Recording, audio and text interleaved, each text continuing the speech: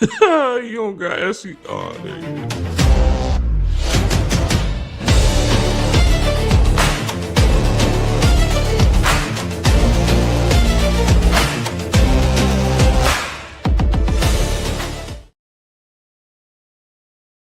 Ladies and gentlemen across the world, we appreciate everyone tuning in this early morning into the afternoon.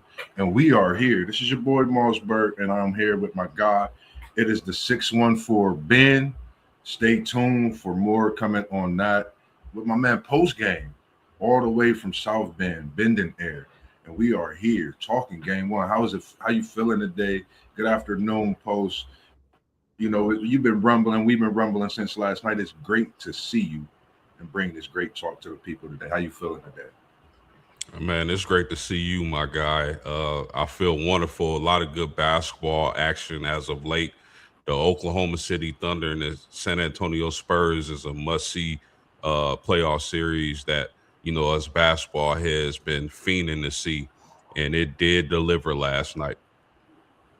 Man, and I just want to thank you again for joining me. And when you say fiending, man, I've been waiting for basketball like this post since so many greats have left the game, and watching Wembenyama, watching Castle, watching Dylan Harper and his San Antonio Spurs squad against this Oklahoma City and the two-time MVP in Shai Gilgeous, Chet Holmgren, the William brothers, Adam McCain. I mean, they have a slew of guys, man. I think we are in for probably one of the best Western Conference finals since the days of the late, great Kobe Bryant. Rest in peace, when he was in that West doing some great things. And it took me back to LeBron and Steph Curry NBA Finals matchup the way it was. So what's your thoughts on this game one as we seen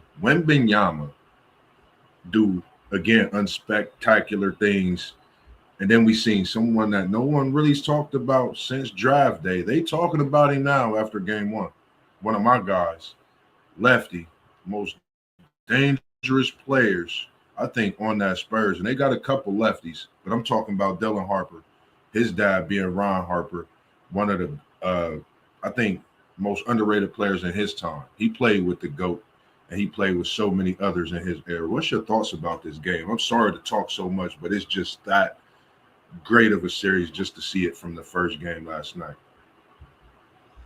Well, yeah, I mean, we got to start at Victor Wembanyama. This dude, I like to call him Mr. Fantastic. This dude, if you didn't know about him after, before last night, where's his weakness? Can anybody explain to me where Victor's weakness is? Because you can't send him to the free throw line. He gonna knock those down. He can pull up from deep, as we seen last night, to put the game into overtime. He can take you on a block. He can drive. But I think Oklahoma City's biggest issue is Wemby controlling the paint and making them think about driving the basketball. We saw how it affected Shai Gilgeous-Alexander last night, the reigning MVP. When you got Wemby Yes, back sir. there, it affects what you're going to do on offense. And Oklahoma City is going to have to figure things out when it comes to that offensive side of the ball, because although they made a lot of three-pointers last night, they gotta be able to find points in the paint and able to defeat San Antonio, and that's going to be a tall task. But I thought Yeah. Alice Caruso played really well. I thought J Dub played really well.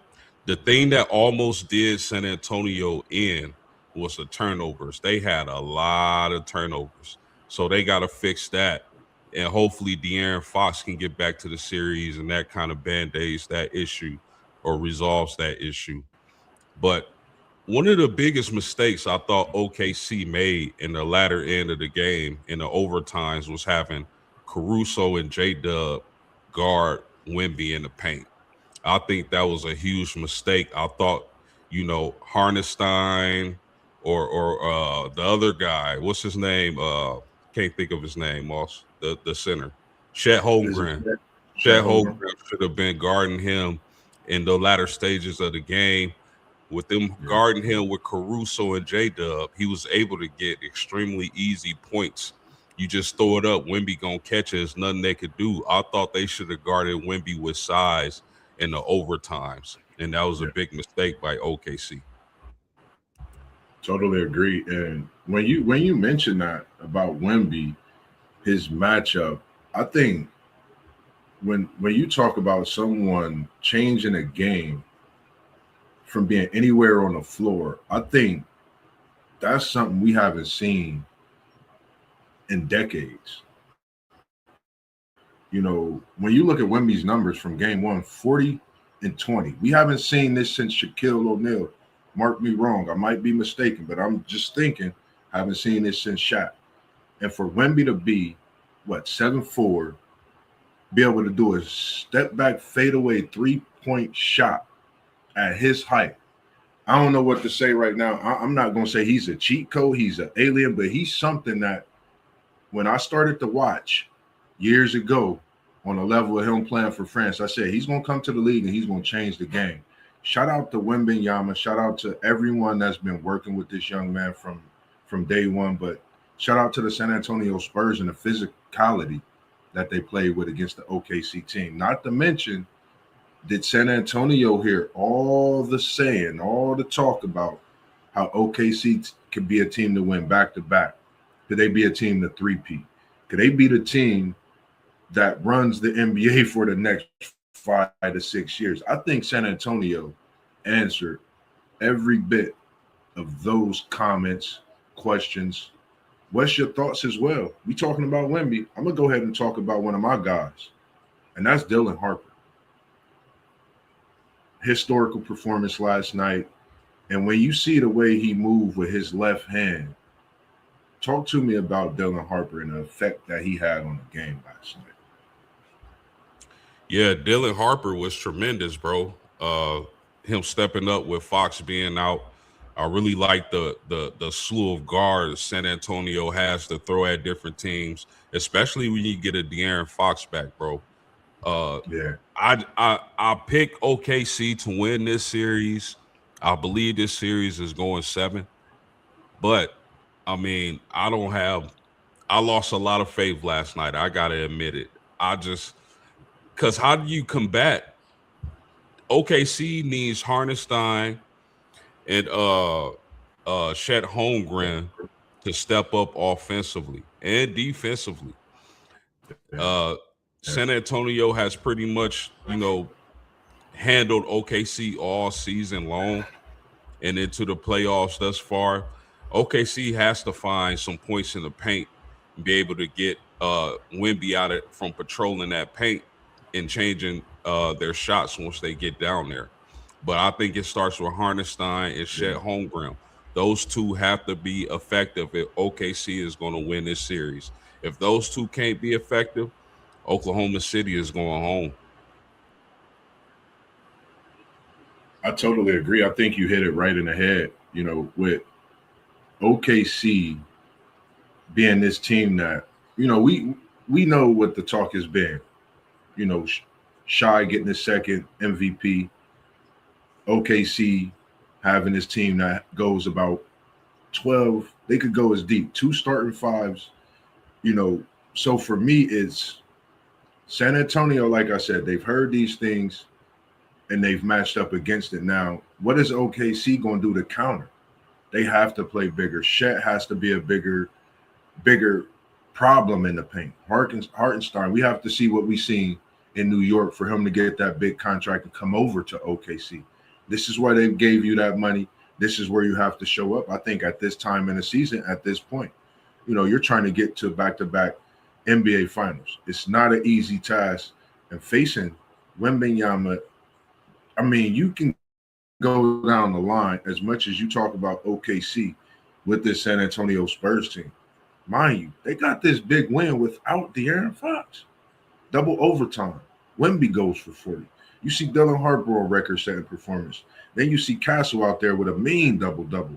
And if anybody really watching Castle, during that first half, if you notice that second or third quarter when he missed a few of those shots, his intensity on defense, but is not to find the offensive player and give up that ball. Where do you see that from a young player every day? The way they're building this young core in San Antonio, we've seen what they did with the Twin Towers. They got multiple titles.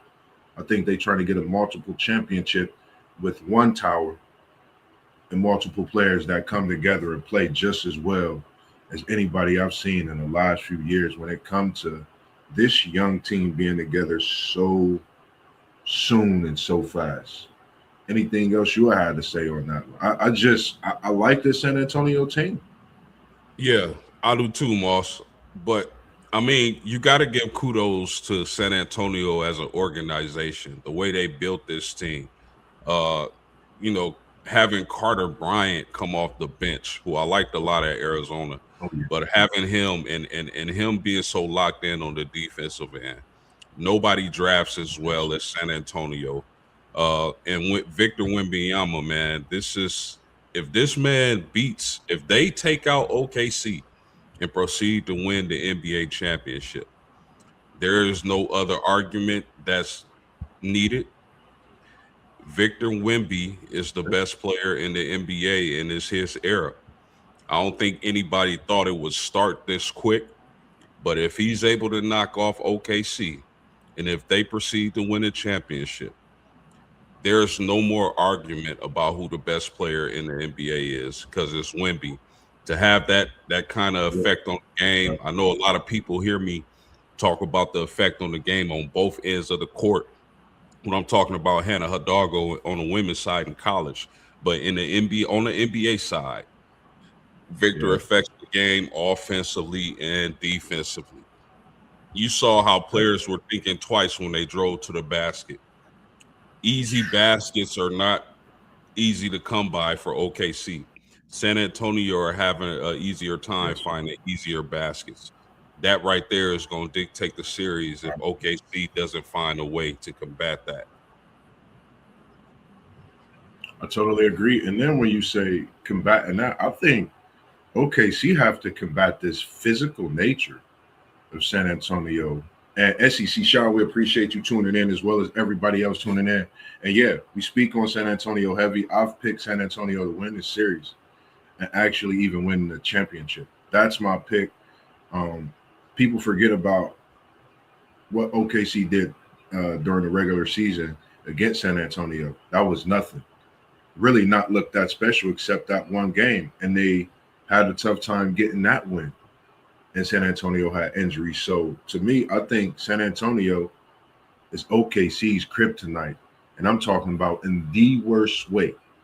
I was talking to a couple of guys. I think I had text posts and we was talking last night and I said, OKC might be down 50 if Fox was playing in this game because that's the way it looked, at a point because of the way with Alex Caruso being the top scorer. Nothing against him, bringing championship pedigree, but when Alex Caruso is getting 30, I don't think OKC can win any game in this series as we've seen it go to double overtime.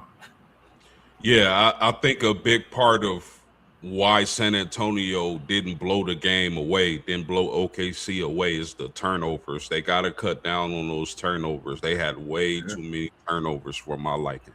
They probably would have dominated this game had they not turned the ball over so many times. But yeah, I don't think I don't think we can count OKC out quite yet. They still got the heart of a champion. It's going to be interesting to see what kind of adjustments OKC makes and how to deal with Vic, man. Mr. Fantastic is what I like to call him. But if there's yes, anything they can adjust to, I really, again, I'm going to say this again, Hardenstein and Holmgren have to be more effective on the offensive and defensive end. But I thought, I'm yeah. going to say this again also, I thought it was a humongous mistake for them to have Alice Caruso and J Dub trying to guard in front Wimby in the latter end of the game. That was a huge mistake. Can't You do need it. a big body on him, man. He's 7'4". Yeah, definitely. I agree with you on that. I mean, it shows.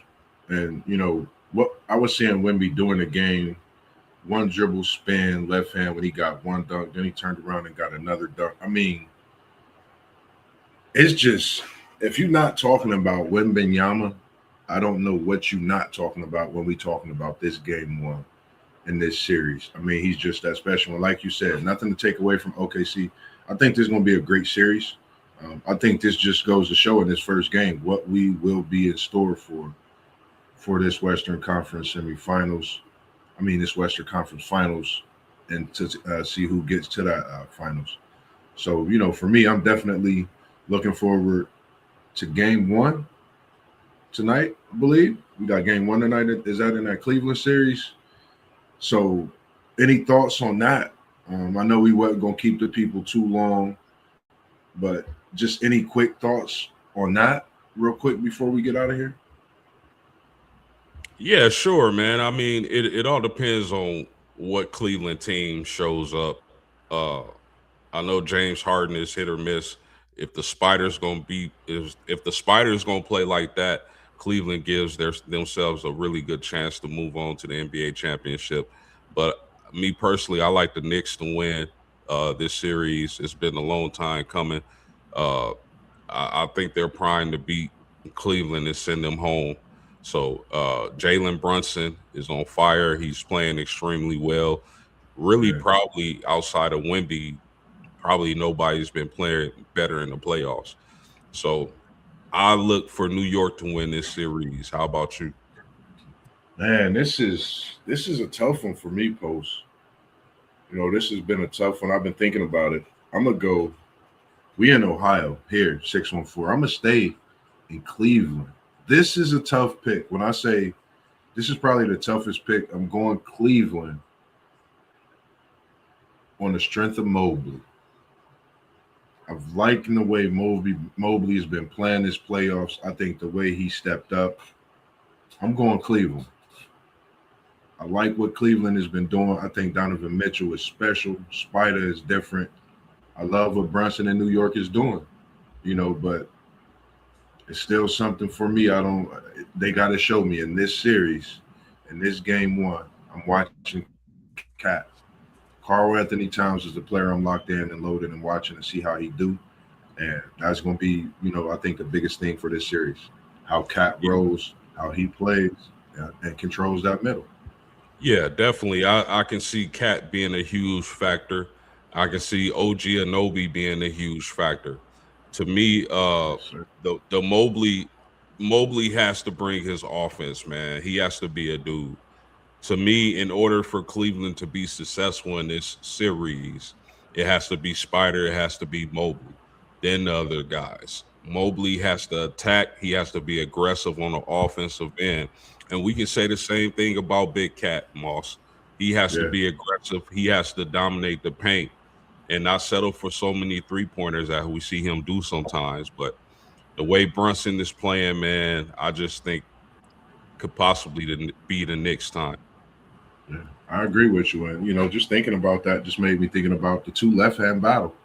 Bronson and Harden, man. Two guys that's been, to a few teams and they trying to get to that, prestigious title and that NBA trophy. You know what it means to hold that up and get to those finals on the western side or the eastern side. So definitely looking forward to this battle, man. But most importantly, we see SEC shine. He said he got the Knicks in 6. We're gonna make sure that we get all this down. But man, I can't tell you, man, great show. Appreciate you joining us today. Other than that, man, stay tuned in tonight. We live with the guys, WTP Sports Dudes, 7:45. This is Moss and Post, and we out. Peace. We love it.